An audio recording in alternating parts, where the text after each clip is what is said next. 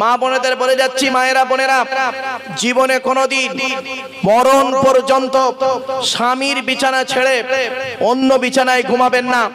আল্লাহর নবী বলেছেন, বিনা কারণে কোনো স্ত্রী যদি তার স্বামীর বিছানা ছেড়ে দিয়ে অন্য বিছানায় রাত কাটায়, ওই মেয়ে ছেলের ইবাদত বন্দেগী আল্লাহ কবুল করবে না। এত সহজ ভাবলেন নাকি? বাড়িতে গিয়ে ভাববেন। এরপরে আসছি, এই অভ্যাসটা আছে বেশিরভাগ মেয়েদের। যে সমস্ত মেয়েদের বয়স 45-এর উপরে, 70 বছর বুড়োর বয়স, বুড়ির বয়স 60 বছর, বুড়ি আর বুড়োর পাশে ঘুমায় না, তার সেবা যত্ন করে না। বুড়ো খাচ্ছে কি, মরছে কি, সুগারের রোগী, হার্টের রোগী, প্রেসারের রোগী, এ সমস্ত খবর দেখার খবর নেই। বুড়ি করছে কি জানেন? নাতিকে নিয়ে খাটে ঘুমায় আর তাহাজ্জুদের নামাজ পড়ে। ওর তাহাজ্জুদের নামাজই আল্লাহ কবুল করবে না, স্বামী যদি কষ্ট পায়। আল্লাহর নবী বলেছেন, ওই সমস্ত মেয়েদের প্রতি জাহান্নাম, আল্লাহর গজব লানত পড়বে যে সমস্ত মেয়েরা বিনা কারণে স্বামীর বিছানা ছেড়ে দিয়ে অন্য বিছানায় রাত কাটায়। মা বোনেদেরকে বলে গেলাম, বাড়িতে গিয়ে ভাববেন। চলুন এরপরে আসছি, ওই মেয়েদের প্রতি আল্লাহর গজব যে মেয়ে ছেলেরা স্বামীর পরিবারের সঙ্গে খারাপ আচরণ করে। কিছু বুঝতে পারছেন আমার ওয়াজ? ভাই বুঝতে পারছো তো নাকি? টেনে টেনে বললে ভালো হয়, তাই ভালো। আমার খালি ভয় হচ্ছে ওইটাই, কারণ টান না দিতে পারলে মানুষ অন্য কিছু ভাবে। তো আমার কপাল ভালো, যেহেতু একটা শিক্ষা প্রতিষ্ঠানের পাশে বসেছি, মোটামুটি এরা টান ভালো না বাসলেও ওয়াজটা বুঝতে পারছে। অনেক সময় কি করি বাবা, এইভাবে ওয়াজ করলে দু একটা মূর্খ বুড়ো আছে, তারা উঠেই বলে এটা ওয়াজ হচ্ছে, এসব গল্প হচ্ছে, উঠে চলে গেল। কি করব? কমিটির ছেলে এসে বললো, হুজুর দয়া করে একটু টেনে টেনে বলুন। তখন আমি একটা মিথ্যা গল্প, যা কোরআনেও নেই হাদিসেও নেই, মজাদার মিথ্যা গল্প জানেন, তাই আবার টেনে টেনে বললাম। বললো এই তো এইবারে ওয়াজ হচ্ছে, লাভ ঠেলা। তো বাবা আমার কপাল ভালো যে আপনারা শুনছেন। শোনেন, এটা গুরুত্বপূর্ণ জিনিস এগুলো। তাহলে 5 নাম্বারটা কি? ওই সমস্ত মেয়েদের প্রতি আল্লাহর গজব যে সমস্ত মেয়েরা স্বামীর পরিবারের সঙ্গে খারাপ আচরণ করে। অনেক মেয়ে ছেলে আছে দেখবেন, স্বামীকে খুব ভালোবাসে, স্বামীর কথা মতো খুব চলে, কিন্তু স্বামীর বাপকেও দেখতে পারে না, স্বামীর মাকেও দেখতে পারে না, স্বামীর ভাই বোনকে দেখতে পারে না। ওই মেয়ে ছেলে যত নামাজ পড়ুক, রোজা রাখুক, হজ করুক, ও জাহান্নামী, জাহান্নামী, জাহান্নামী। আমি বলিনি, নবী বলেছেন। আমারে ভুল বুঝে কি হবে আপনার? এরপরে নবীজি বললেন, ওই মেয়ে ছেলের প্রতি আল্লাহর গজব পড়বে, জাহান্নামে যাবে ওই মেয়ে ছেলে। যে মেয়ে ছেলে তার স্বামীকে বলে, অনেক মেয়ে ছেলে আছে দেখবেন তার স্বামীকে বলে, তোমার সঙ্গে বিয়ে হয়ে আমার জীবন নষ্ট হয়ে গেছে। অনেকে বলে না, তোমার পাল্লায় পড়ে আমার জীবন শেষ, আমার মতো মেয়ে বলে তুমি বেঁচে গেলে, অন্য কেউ হলে বুঝতে পারতে, আমার মতো মেয়ে বলে তোমার সংসার করছে, অন্য কেউ হলে কবে তোমার মুখে লাথি মেরে চলে যেত, ইত্যাদি ইত্যাদি ভাষা। আল্লাহর নবী বলেছেন, যে সমস্ত মেয়েরা এইরকম ভাষা তার স্বামীদের বলে, ওই মেয়ে ছেলে হলো জাহান্নামী, ও নামাজ রোজা করলেও জাহান্নামী। মা বোনেদের বলে যাচ্ছি, খোসদেলপুরের মায়েরা বোনেরা, বাড়ি থেকে আজকের ভাববেন, জীবনে কোনোদিন এই ধরনের কথাগুলো আপনারা মুখ থেকে ব্যবহার করবেন না। এরপরে আসছি, বিশ্বনবী মুহাম্মদ সাল্লাল্লাহু আলাইহি ওয়াসাল্লামের উপরে যে হাদিসগুলো রাসূল বলে গেছেন, সেইগুলো আপনাদেরকে তুলে ধরছি। আচ্ছা বাপেরা, মানুষ মারা গেলে আমাদেরকে গোসল দিয়ে, কাফন পরিয়ে, জানাজা পড়িয়ে, মাটি দিয়ে আপনারা চলে আসবেন, তাই তো নাকি? আচ্ছা কবরে গেলে আপনারা শুনেছেন আলেম উলামা বক্তাদের মুখ থেকে, কবরে গেলে 3টে প্রশ্ন হবে, তোর রবকে, তোর নবীকে, তোর দিন কি, অথবা এটাও প্রশ্ন করা হবে এই ব্যক্তি সম্পর্কে, অর্থাৎ নবী সম্পর্কে। তো কোনদিন শুনেছেন আপনারা যে কবরে গেলে আর একটা অতিরিক্ত প্রশ্ন করা হবে, মান রব্বুকা, মান নবিয়ুকা, ওয়া মা দীনুকা? কেউ কি বলেছেন মা সিলসিলাতুকা? তো সিলসিলাটা কি? ফেরেশতারা জিজ্ঞাসা করবে কি কবরে, যে তুই তবলিগ না ফুরফুরা না বেরেলি না ওয়াহাবি না জামাত ইসলামী না আহলে হাদিস? তাহলে এই প্রশ্নটা কবরে ফেরেশতারা করবে না, তাই তো নাকি? আরে ভাই বলুন না, কথা বলুন একটু। করবে না। আচ্ছা, কিয়ামতের মাঠে কি কোনো বক্তা বলেছে আপনাদের যে কিয়ামতের মাঠে আল্লাহ এই প্রশ্ন করবে, তুই পৃথিবীতে তবলিগ ছিলিস না ফুরফুরা ছিলিস, না গোল টুপি পরেছিলি না লম্বা টুপি পরেছিলি, না গোল জামা পরেছিলি না চেরা জামা পরেছিলিস? এ প্রশ্ন কবরে করবে, কিয়ামতের মাঠে করবে আল্লাহ? করবে না। তাহলে যে প্রশ্ন কবরে হবে না, কিয়ামতের মাঠে হবে না, সেই প্রশ্ন নিয়ে পৃথিবীতে কয়েকদিন বাঁচবেন, তো সেইগুলো নিয়ে নিজেদের মধ্যে মারামারি করে খুনোখুনি মারামারি কাটাকাটি করেন কেন? ফালতু জিনিস। অতএব যে প্রশ্নের উত্তর আপনাকে কিয়ামতের মাঠে দিতে হবে, সেই প্রশ্নগুলো একটু আলোচনা করাটাই ভালো, ঠিক না বেঠিক? চলুন দেখি। কিয়ামতের মাঠে দুই দিকের প্রশ্ন হবে। কদিকের? দুই দিকের প্রশ্ন। এক নাম্বার হলো আল্লাহর তরফ থেকে প্রশ্ন হবে, আর দু নাম্বার হলো বান্দার তরফ থেকে প্রশ্ন হবে। আল্লাহর তরফ থেকে যে প্রশ্ন হবে, সেই প্রশ্নের উত্তরে যদি ভুলও হয়, ঠিকও না হয়, আল্লাহ ইচ্ছা করলে মাফ করলে করতে পারেন। কিন্তু বান্দার তরফের প্রশ্নের উত্তরগুলো যদি ঠিক না পাওয়া যায়, বেটা ক্ষমা কোনোদিন হবে না। চলুন আল্লাহর তরফের প্রশ্নগুলো কি কি শুনে নিন। আল্লাহ বলবে, তুই পৃথিবীতে 100% ঈমান এনেছিলিস? তা আপনি বলবেন, আল্লাহ ঈমান তো এনেছিলাম, বিশ্বাস তো আপনাকে করেছিলাম, যতটুকু পেরেছি করেছি। তুই কিয়ামতকে বিশ্বাস করেছিলিস? তা আপনি আমি কি বলবো? হ্যাঁ আল্লাহ করেছিলাম। তারপরে আল্লাহ বলবে, তুই নামাজ পড়েছিলিস? তা আপনি আমি কি বলবো? কয়েক বছর নামাজ পড়েছি, মাঝে মাঝে পড়েছি, মাঝে মাঝে পড়িনি। রোজা রেখেছিলিস? তা আমি আপনি কি বলবো? আল্লাহ মাঝে মাঝে রেখেছিলাম, মাঝে মাঝে রাখিনি। দান খয়রাত করেছিলিস? মাঝে মাঝে করেছি, মাঝে মাঝে করিনি। তা এখন তোর খবর কি হবে বল? তা বান্দা তখন বলবে, আল্লাহ আপনি দয়ালু দয়াবান, আজকে যদি আপনি আমাকে মাফ করে দেন তাহলে আমার মাফ হবে, নইলে আমার জাহান্নাম ছাড়া কোনো রাস্তা নাই। তো আল্লাহ তখন বলবে, তুই নামাজটা পড়িসনি কেন? তো ওই লোক তখন বলবে, আল্লাহ বইয়ের পাল্লায় পড়ে কাজের প্রচুর চাপ ছিল, খুব ব্যস্ত মানুষ, পড়তে পারিনি। তা আল্লাহ বলবে, যে ছেলে মেয়ে বউ বাচ্চা টাকা পয়সার জন্য তুই নামাজকে কাজা করলি, তা সেই কিয়ামতের মাঠে কই তোর বউ বাচ্চা ছেলে মেয়ে কই? তখন বান্দা বলবে, আল্লাহ কেউ চিনতে পারে, কেউ চিনতে পারে না।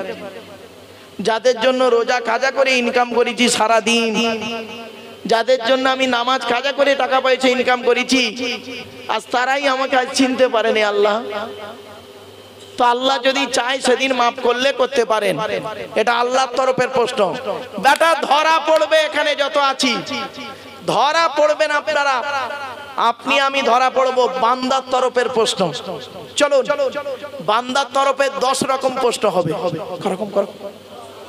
মনে রাখুন, এই 10টা প্রশ্নের উত্তর আপনারা দিতে পারেন কি দেখি।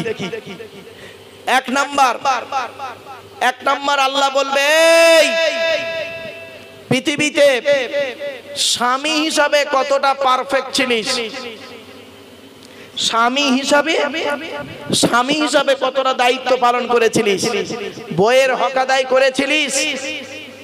বউকে যে যে শিক্ষাগুলো আমার নবী দিতে বলেছিল সেই শিক্ষাগুলো বউকে দিয়েছিস?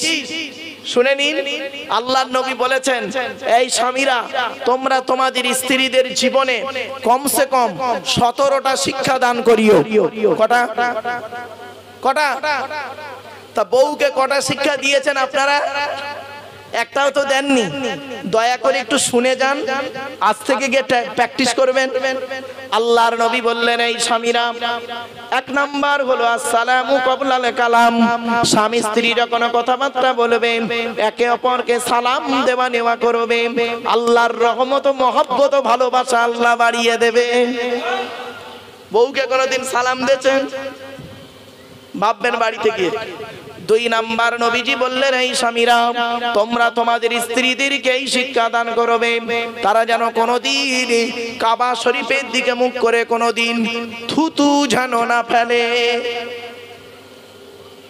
আপনি নিজে পান তেরেঙ্গা খৈনি গুটকা শান্তি অশান্তি বিমল খেয়ে কোন দিকে থুতু ফেলেন আল্লাহই ভালো জানে, ও আবার বউকে বলতেছে। 3 নম্বরে বলা হলো এই স্বামীরা তোমরা তোমাদের স্ত্রীদেরকে এই শিক্ষা দেবে তারা যেন কোনোদিন কাবা শরীফের দিকে মুখ করে কোনোদিন পেশাব পায়খানা যেন না ফেরে। ও নিজে কোন দিকে রাস্তার ধারে দাঁড়িয়ে দাঁড়িয়ে কোন দিকে ফেরে তার ঠিক নেই, আর বউকে বলছে। 4 নম্বরে বলা হলো এই স্বামীরা তোমরা তোমাদের স্ত্রীদেরকে এই শিক্ষা দান করবে তারা যেন কোনোদিন কাবা শরীফের পেছন ফিরে যেন পেশাব পায়খানা যেন না ফেরে। তারপরে বলা হয়েছে তোমরা তোমাদের স্ত্রীদেরকে এই শিক্ষা দান করবে তারা যেন কোনোদিন গোসলখানায় পেশাব যেন না ফেরে। তারপরে বলা হয়েছে তোমরা তোমাদের স্ত্রীদেরকে এই শিক্ষা দান করবে তারা যেন কোনোদিন গোসলখানায় উলঙ্গ অবস্থায় গোসল যেন না করে।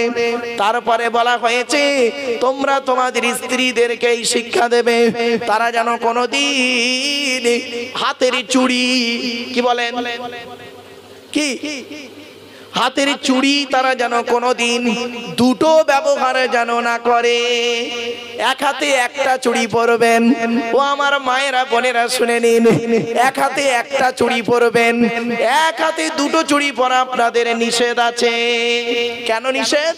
আল্লাহর নবী বললেন ওমর তোমার স্ত্রী যদি এক হাতে 2 বা 2 এর বেশি চুড়ি পরে স্ত্রীর চুড়ির ঝনঝনি আওয়াজটা পরপুরুষের জন্য হলো হারাম। হয়েছে? বাড়ি থেকে ভাববেন।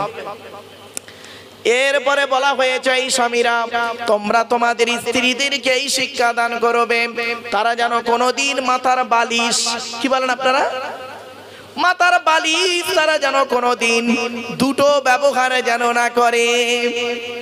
স্বামী একটা ছোট বালিশ আলাদা, স্ত্রী একটা ছোট বালিশ আলাদা। খবরদার স্বামী স্ত্রী দুজনে আলাদা আলাদা বালিশ ব্যবহার করবেন না। আল্লাহর নবী নিষেধ করে গিয়েছেন। আল্লাহর নবী বলেছেন স্বামী স্ত্রী যখন ঘুমাবে একটি মাত্র লম্বা বালিশে 2 জনে মাথা রেখে ঘুমাবে। স্বামী স্ত্রী যদি এক বালিশে মাথা রেখে ঘুমায় আল্লাহর রহমত মহব্বত ভালোবাসা আল্লাহ বাড়িয়ে দেবে। এই ওয়াজটা শোনার পরে অনেক মুরব্বী বাবাজি বসে বসে ওয়াজ শুনছে, মনে মনে বলছে ওরে মারুফ 20 বছর আগে কেন ওয়াজটা করলি না, তোর চাচি আর শুতে নেয় না। ও বাবা রাগ করবেন না বাবা, আমার বাপের দোষ, আমার দোষ না, আমার বাপ বে করতে দেরি করেছিল। চলো শুধু তাই নয়, এরপরে বলা হয়েছে এই স্বামীরা তোমরা তোমাদের স্ত্রীদেরকে নামাজের শিক্ষা দেবে। এরপরে বলা হয়েছে তোমরা তোমাদের স্ত্রীদেরকে কোরআনের শিক্ষা দেবে। ও নিজেই কোরআন জানে না, তা বউকে বলবে কি করে? এরপরে নবীজি বললেন তোমরা তোমাদের স্ত্রীদেরকে ভাষা শিক্ষা দেবে। এরপরে নবীজি বললেন তোমরা তোমাদের স্ত্রীদেরকে তোমরা যেমন খাবে স্ত্রীদের তেমন খাওয়াবে, তোমরা যেমন পরবে স্ত্রীদের তেমন পরাবে। তা বলে প্যান্ট গেঞ্জি পরাতে যেমনি বাবা, ওটা বলিনি। এরপরে নবীজি বললেন এই স্বামীরা তোমরা তোমাদের স্ত্রীদেরকে কোনোদিন মারধর করতে যাবে না। বাবা স্ত্রীকে মারধর করা না জায়েজ। স্ত্রীর পিতামাতারা গালি দেওয়া হলো হারাম। স্ত্রীর পিতামাতারা গালি দেওয়া হলো হারাম। স্ত্রীর পিতামাতা কে? শ্বশুর শাশুড়ি গালি দেওয়া হারাম নবীজি বলেছেন। শুধু তাই নয়, এরপরে নবীজি বললেন এই স্বামীরা তোমরা তোমাদের স্ত্রীদেরকে গভীর রাতে তাহাজ্জুদের নামাজের জন্য তুলবে, আল্লাহ স্বামী স্ত্রীর প্রতি খুশি হয়ে যাবে। এই শিক্ষাগুলো বউকে তো দেননি। মেয়েদের একটা অভ্যাস হলো কি জানেন? স্বামীকে সন্দেহ করা। মা বোনেদের বলে যাচ্ছি স্বামীকে সন্দেহ করে তাবিজ করতে হবে না। স্বামী স্ত্রী যখন ঘুমাবে একটি মাত্র লম্বা বালিশ ব্যবহার করবে। স্ত্রী যদি ওর মাথার লম্বা চুলটা ওই বালিশের উপরে বিছায়ে দেয়, আর স্বামী যদি স্ত্রীর চুলের উপরে মাথা রেখে ঘুমায়, ওই স্বামী ওই মুহূর্তে জীবনে কোনোদিন অন্য কোনো মেয়ের কথা ওর মনেই আসবে না। কোথায় আছেন? শুধু স্ত্রীকে চাকরানি বলে মনে করবেন না। আল্লাহ রাসূল বলেছেন তোমাদের মধ্যে উত্তম ব্যক্তি হলো ওই লোকটা হকের উপরে যে তার স্ত্রীদের কাছে উত্তম ব্যক্তি। আমি মুহাম্মদ সাল্লাল্লাহু আলাইহি ওয়াসাল্লাম আমি আমার স্ত্রীদের কাছে হলাম উত্তম ব্যক্তি। বাপেরা বাড়ি থেকে ভাববেন, অতি বাস্তব কথা বললাম। তাহলে এক নাম্বার কিয়ামতের মাঠে প্রশ্ন হবে স্বামী হিসাবে কতটা দায়িত্ব পালন করেছো। দুই নাম্বার হবে বাপ হিসাবে কতটা দায়িত্ব পালন করেছো। আল্লাহর নবী বলেছেন হাক্কুল ওয়ালিদি আলা সালাসাতি, হাক্কুল ওয়ালিদি আলাল ওয়ালাদি সালাসাতি। আল্লাহ রাসূল বললেন প্রত্যেক পিতামাতার দায়িত্ব হলো ছেলে এবং মেয়ের উপরে তিনটে। কটা কটা কটা কটা? আপনি বাপ হয়েছেন, এখানে যারা বাপ হয়ে বসে আছেন এই তিনটে দায়িত্ব পালন করেছেন কিনা লক্ষ্য করুন। এক নাম্বার নবী বললেন আইয়াকসিনা ইসমাহু, ছেলে মেয়ে জন্মগ্রহণ করলে সুন্দর সুন্দর নাম রাখবে, ডান কানে আযান দেবে, বাম কানে ইকামত দেবে, অর্থ থাকলে আকিকা করবে। কোন বাম্মা করেছেন বাড়িতে গিয়ে ভাববেন। দুই নাম্বার নবীজি বললেন ওয়াইজা ওয়ালাদা ওয়া ইউআল্লিমুহুল কিতাবা, ছেলে মেয়ে যখন কথাবার্তা বলতে শিখবে তাদেরকে কোরআনের শিক্ষা দেবে, লেখাপড়া শেখাবে। তিন নম্বরে নবীজি বললেন ওয়াইজা বালাগা ওয়াইজা ওয়াইজা ওয়াইজা আদরাকা, আল্লাহর নবী বলেন ছেলে মেয়ে যখন প্রাপ্ত বয়স্ক হয়ে যাবে, যৌবন তাদের যখন ফুটবে, পাত্র পাত্রী দেখে বিয়ের ব্যবস্থা করবে।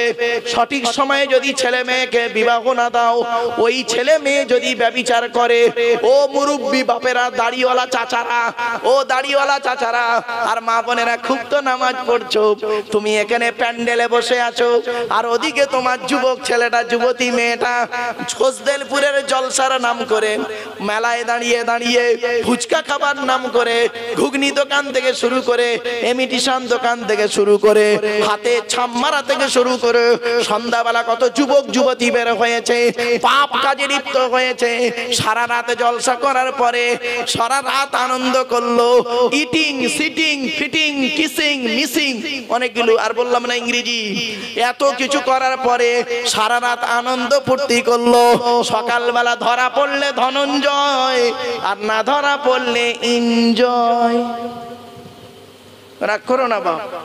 এজন্য আমি বলি জলসা দিলে আল্লাহর গজব নাজিল হয়, আর জলসা দিলে আল্লাহর রহমত নাজিল হয়। আমার বাপেরা বাড়ি থেকে ভাববেন। এরপরে নবীজি বললেন এই বাপ আর মায়েরা, তোমাদের দায়িত্ব হলো ছেলে মেয়ের উপরে কি।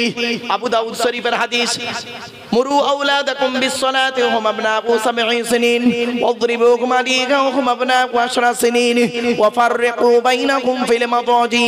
আল্লাহর নবী বলেন এই ছেলে মেয়েরা, তোমাদের ছেলে মেয়েদের বয়স যখন, এ পিতামাতারা তোমাদের ছেলে মেয়েদের বয়স যখন 7 বছর হবে তখন তাদের নামাজ পড়ার আদেশ করবে। তাদের বয়স যখন 10 বছর হয়ে যাবে তারা যদি নামাজ না পড়ে পেটাই দিও নামাজ পড়াবে আর পৃথক বিছানায় শুতে দেবে। বাম্মা নিজেই নামাজ পড়ে না তো ছেলে মেয়েকে বলবে কি করে? হয়েছে, জন্ম দিলে বাপ হওয়া যায় না আর পেটে ধরলে মা হওয়া যায় না। তাহলে এক নাম্বার স্বামী হিসাবে কত দায়িত্ব পালন করেছেন, দুই নাম্বার হলো বাপ হিসাবে কতটা দায়িত্ব পালন করেছেন, তিন নাম্বার হলো ছেলে হিসাবে কতটা দায়িত্ব পালন করেছেন। আল্লাহর কোরআন বলছে, আমি বলি নাই, শুনে রেখে দিন, আল্লাহর নবীদের পরই স্থান হলো বাপ আর মায়ের। সুবহানাল্লাহ বলা গেল না? আল্লাহর নবীদের পরই স্থান হলো বাপ আর মায়ের। আপনারা জানেন বাম্মার সেবা করতে কোরআনের কোথায় কোথায় বলা হয়েছে? চলুন আমি বলে যাচ্ছি আর গুনতে শুরু করুন। 1 নম্বর পারার 11 নম্বর পৃষ্ঠা 12 নম্বর লাইন, সূরার নাম সূরা বাকারা, ওয়াবিল ওয়ালিদাইনি ইহসানা, বাম্মার সেবা যত্ন করো। 2 নম্বর পারার 12 নম্বর পৃষ্ঠা 13 নম্বর লাইন, সূরার নাম সূরা বাকারা, ইয়াসআলুনাকা মাযা ইউনফিকুন কুল মা আনফাকতুম মিন খায়রিন ফালিল ওয়ালিদাইনি ওয়াল আকরাবিন। বাম্মার পিছনে টাকা পয়সা সর্বপ্রথম ব্যয় করবে, আল্লাহ খুশি হয়ে যাবে। সর্বপ্রথম টাকা পয়সা কার পিছনে ব্যয় করবেন? জোরে বলুন। আল্লাহ কোরআনে বলছে বাম্মার পিছনে ব্যয় কর। আর এ বুড়ো বুড়ি বাম্মার পিছনে ব্যয় করে না, শ্বশুর শাশুড়ি দামি দামি মাল কিনে দেয়। বাহ,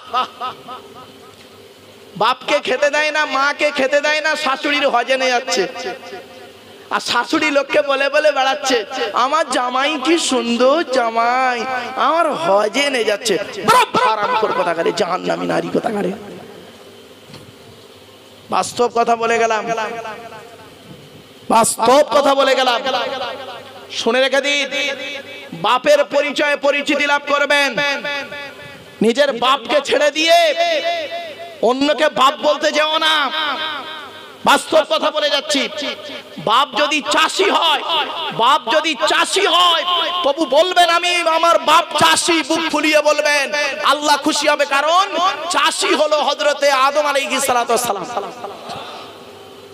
বাপ যদি দর্জি হয়, দর্জি বোঝে, দর্জি, হ্যাঁ, বাপ যদি দর্জি হয় তো বলবেন বুক ফুলিয়ে আমার বাপ হলো একজন দর্জি। কেন?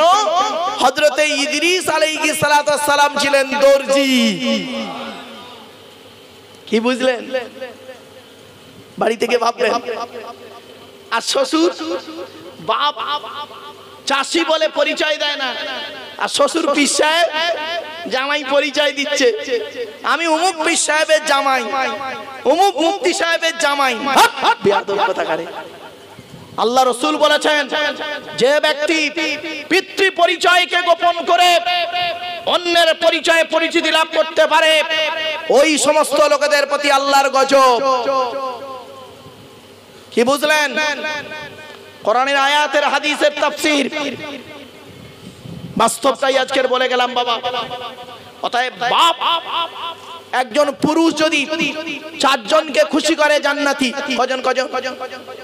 চারজনকে খুশি করলে একজন পুরুষ জান্নাতি। এক নাম্বার তোমার রব আল্লাহকে খুশি করো, আল্লাহর কথা মোতাবেক জীবন যাপন করো।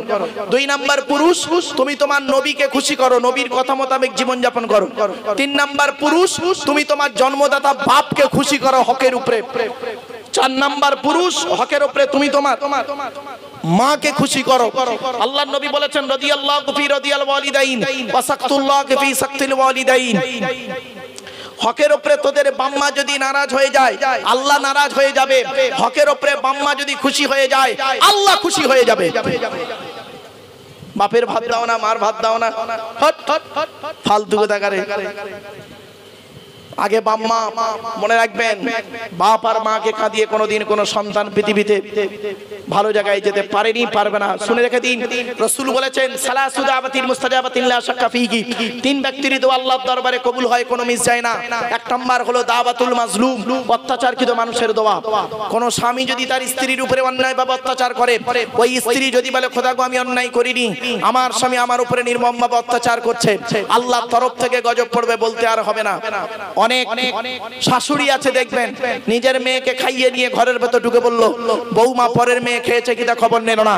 ও শাশুড়ি মায়েরা শুনে রেখে দিন, আপনি বৌমা পরের মেয়েকে যদি আপন করতে না পারেন, আল্লাহ আপনারও মেয়ে দিয়েছে, লোকের বাড়ি বৌমা হয়ে যাবে, আল্লাহ তরফ থেকে গজব পড়বে, বলতে আর হবে না। অনেক ননদ আছে দেখবেন, ননদ ভাইয়ের খানে কামড়াচ্ছে যাতে ভাই ভাবিকে মারে, এই ধান্দা করে। এই যুবতী বোনেরা শুনে নাও, ঘুটে পড়ে গোবর হাসে, ঘুটে বলে তোর একদিন আছে। তুমি ভাবি পরের মেয়েকে যদি আপন করতে না পারো, তোমাকে একদিন লোকের বাড়ি ভাবি হয়ে যেতে হবে, আল্লাহর তরফ থেকে গজব পড়বে, বলতে আর হবে না।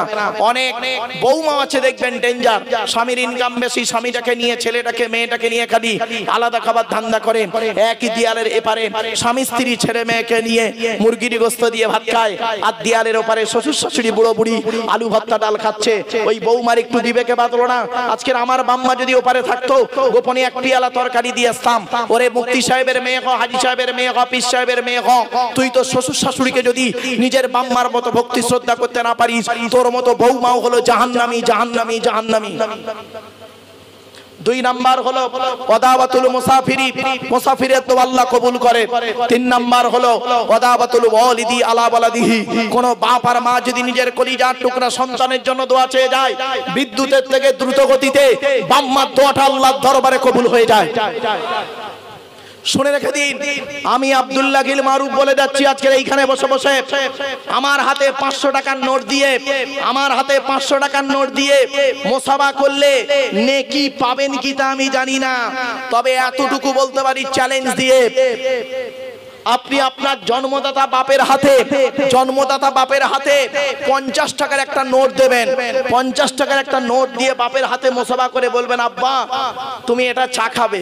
বাপ ওই টাকাটা পকেটে নেবে, দেখে পকেটে রাখবে, উপরের দিকে চাইবে, চোখ ফেটে পানি পড়বে, অন্তর ফেটে দোয়া বেরিয়ে আসবে। ওই দোয়াটা আল্লাহর আরশে আজিমে পৌঁছে যাবে।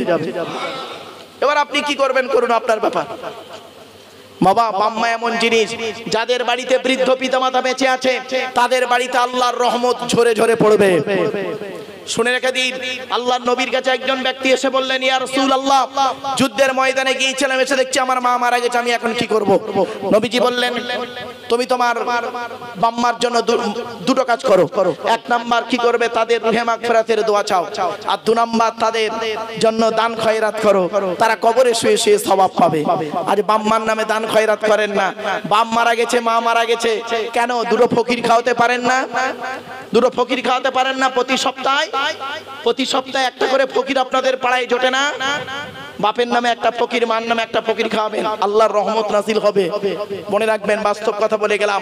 শুধু তাই নয়, বাপ যাদের বেঁচে আছে বাম্মাকে কোনোদিন কাঁদাবেন না। মনে রাখবেন, ছেলে যখন মায়ের পেটের ভিতরে লাথি মারে, মা তখন আনন্দে হেসে ফেলে। আর ওই ছেলে যখন পৃথিবীর মুখ দেখে, কারোর কথা শুনে মায়ের গায়ে লাথি মারে, মায়ের চোখ ফেটে পানি পড়ে। দুটোই লাথি, একটা ছিল পেটের ভেতরে লাথি, একটা হলো পেটের বাইরে লাথি। এটাই পার্থক্য। হে বন্ধু, শুনে নাও, তুমি যখন তোমার মায়ের পেটে ছিলে, মায়ের ছোট্ট পেটে ছেলের জায়গা হয় 10 মাস 10 দিন। কিছু বুঝতে পারছেন আমার বাবা? হ্যাঁ, মায়ের ছোট্ট পেটে ছেলের জায়গা হয় 10 মাস 10 দিন। আর ছেলের 4 তলা বিল্ডিং এ অভাগিনী মায়ের শোয়ার একটু জায়গা হয় না। কুকুরের জায়গা হয়তো মায়ের জায়গা হয় না। বিবেককে প্রশ্ন করো। মায়ের ছোট্ট পেটে ছেলের খাবারের অসুবিধা হয়নি 10 মাস 10 দিন। আর ছেলের 4 তলা বিল্ডিং এ অভাগিনী মায়ের খাবার জোটে না, তাই মা করে কি, এর কাছে ওর কাছে চেয়ে খায়। তোমাকে সন্তান বলতে ঘৃণা লাগে, মনে রেখো, তোমার মা কাঁদবে, বাপ কাঁদবে। আর আব্দুল্লাহ গিল মারুফ কেন, পীর সাহেব কেন, বড় পীর সাহেবকে যদি তুমি খাওয়াও, তোমার মতো ছেলে জাহান্নামী। কি ভাবছো তুমি? বাস্তব কথাটাই বলে গেলাম। শুধু তাই নয়, বাপ আর মাকে মূল্যায়ন করুন। যাদের বাম্মা বেঁচে আছে তারা এখন কি করবেন? একটা আরবিতে একটা কথা আছে, বলে দিচ্ছি, শুনে নিন। মা মিন ওয়ালাদিন বাররিন ইয়ানজুরু ইলা ওয়ালিদাইহি নাযারা রাহমাতিন ইল্লা কাতাবাল্লাহু লাহু বিকুল্লি নাযারাতিন হাজ্জাতাম মাবরুর। সকালবেলা ঘুম থেকে উঠে যদি কোনো ছেলে তার বাপ আর মায়ের মুখের দিকে যদি একবার তাকিয়ে বলে, আব্বা তোমার শরীরটা কেমন আছে, ও মা তোমার শরীরটা কেমন আছে, বলো কি তোমাদের লাগবে বলো, আমি তোমাদের জন্য সব সময় প্রস্তুত থাকবো। ওই ছেলের নামে আমলনামায় একটা মকবুল হজের সওয়াব লিখে দেওয়া হয়। আর ছেলে যদি সকালবেলা ঘুম থেকে উঠে ওর বুড়ো বুড়ি বাম্মার মুখ দেখলে কি বলে জানেন? দিনটা বেকার হয়ে গেল। ওর বইয়ের মুখ দেখলে দিন খুব ভালো যাবে। বইয়ের মুখ দেখলে বলে, সকালে উঠি আমি মনে মনে বলি, সারা দিনে আমি যেন বইয়ের কথায় চলি। আদেশ করে যার মোর বউ গুরুজন, বইয়ের দেখায় যেন দেখি বৃন্দাবন। রাগ করো না বাপ, বাস্তবটাই বললাম। যাদের বাম্মা অন্ধকার নীরব নগরে চলে গেছে তারা এখন কি করবেন কাল থেকে শুনে নিন। আল্লাহ রাসূল বলে দিলেন, মানজারা কবরা আবাওয়াইহি আও আহদিহিমা ফি কুল্লি জুমআতিন গুফিরা লাহু ওয়া কুতিবা লাহু বারাআ। নবী বলেন, জুম্মার দিনে যদি কোনো ছেলে তার বাপ আর মায়ের কবরটা একবার যদি জিয়ারত করে, ছেলের দোয়ার ওসিলায় বাম্মার কবরটাকে আলোকিত করে দেওয়া হয়। বাপের কবর তো জিয়ারত করেন না, মায়ের কবর জিয়ারত করেন না, বছরে একবার তো দূরের কথা, কত বছরে যায়নি। শুধু তাই নয়, সপ্তাহে জুম্মার দিনে তো যাবার কথা নবী বললেন, জুম্মার দিনে তো যাননি, বছরে একবার যায় শবে বরাতের রাতে, তাও আবার একা একা নয়, ভাড়াটিয়া লোক ইমাম সাহেবটাকে সাথে করে নিয়ে। ঠিক না বেটি? আরে আপনার বাপ মরে গেছে, আপনি যে মহব্বত ভালোবাসা দিয়ে কাঁদবেন, ইমাম সাহেবের বাপ বেঁচে আছে, ওই মহব্বত ভালোবাসা দিয়ে কাঁদবে? কি ভাবছেন আপনি? আপনার কাজ আপনাকে করতে হবে। কুরবানি, এই কুরবানি আসছে, আপনার কুরবানি আপনি নিজে করবেন, এটাই উত্তম কুরবানি। ইমাম সাহেবের হকটা পাঠিয়ে দেবেন। যদি বলেন হুজুর আপনি কি করেন, বাবা আমার কুরবানি আমি নিজেই করি, আমি যে কটা কুরবানি করি দুটো তিনটা আল্লাহ যা দেয় আমার সেই কুরবানির টাকায়, মানে ইমাম সাহেবের ধার্য আছে যে আমাদের এলাকায় মহিষ হয়, মহিষ বোঝেন বাবা? হ্যাঁ মহিষ, মহিষ তো একটা মহিষ জবাই করলে 500 টাকা, তো ইমাম সাহেবকে সে টাকাটা পাঠিয়ে দেওয়া হলো। আপনার কুরবানি আপনি নিজে করবেন। এ মুসলমানের বাচ্চা এরা কিরকম জানেন?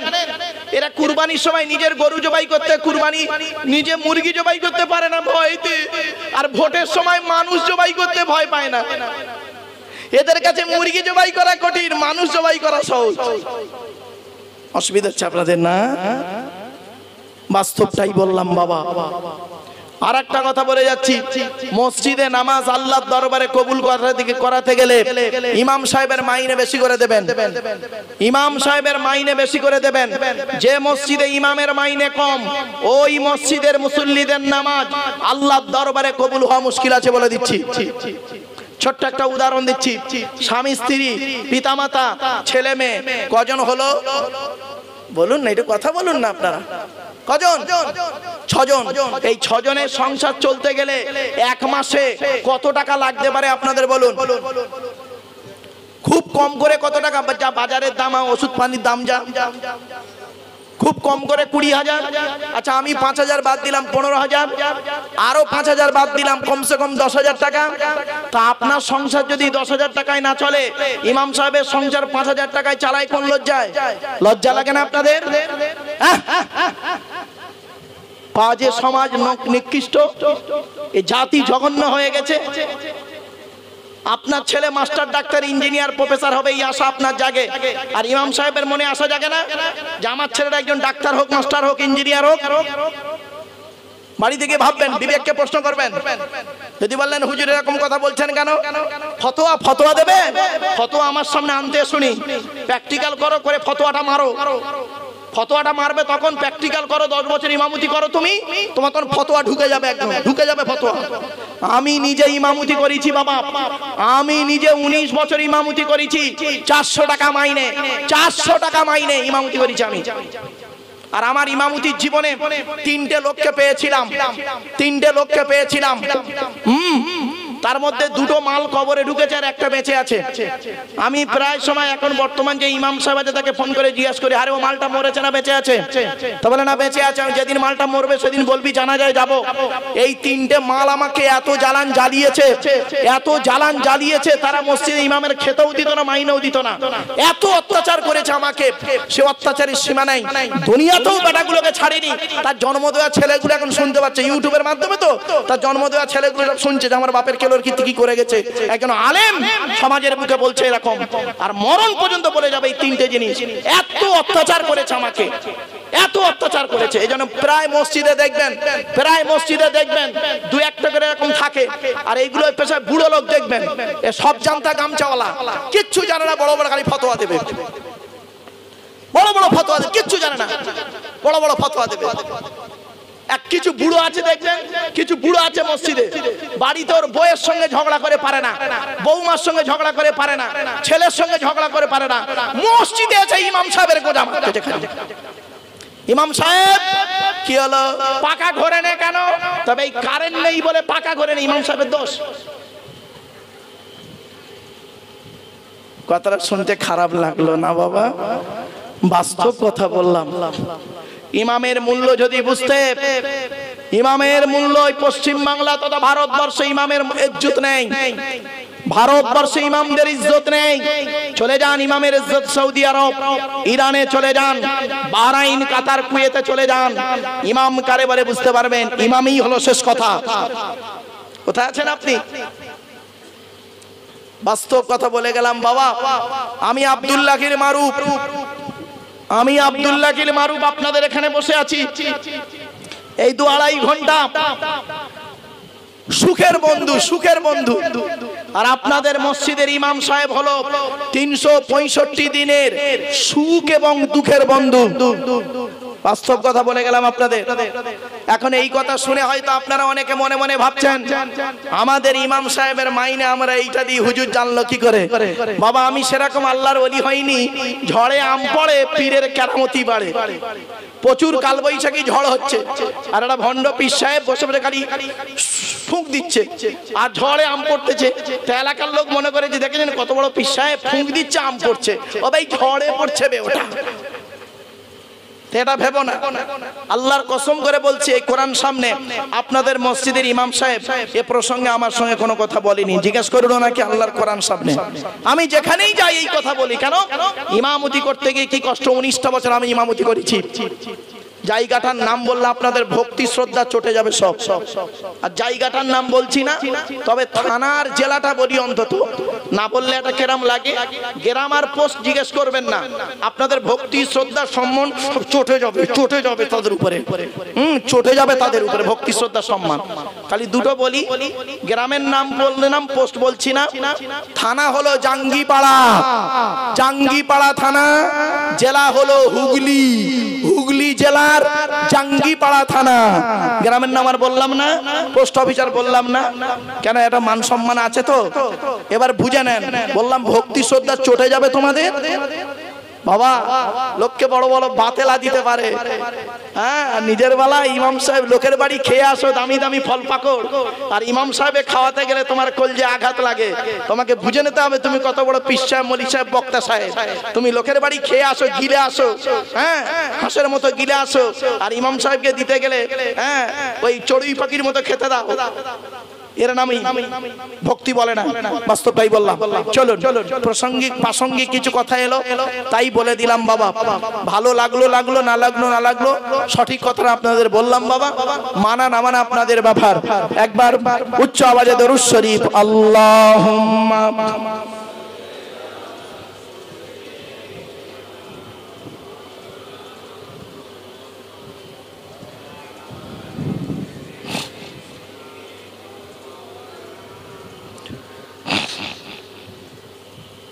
এবারে আসছি, আলোচনা চলছিল কোথায় মনে আছে না ভুলে গেছেন?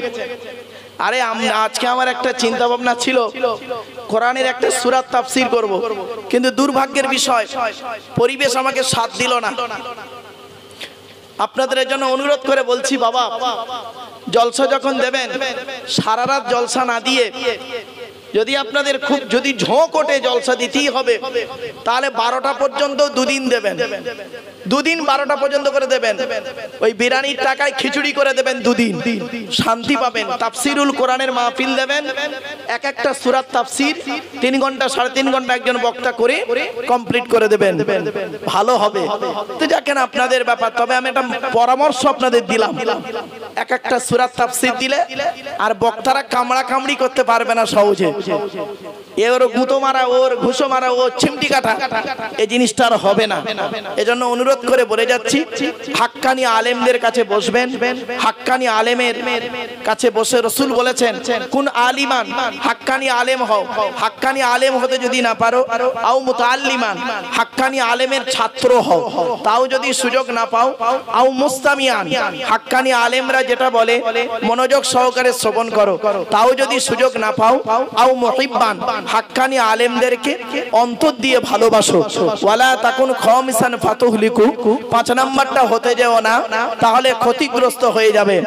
আজ আপনাদের এখানে এসেছি খোসদেলপুর হাই মাদ্রাসা, খুব নামকরা এলাকায় পরিচিত মাদ্রাসা, তাই পাশে আলোচনা করছি।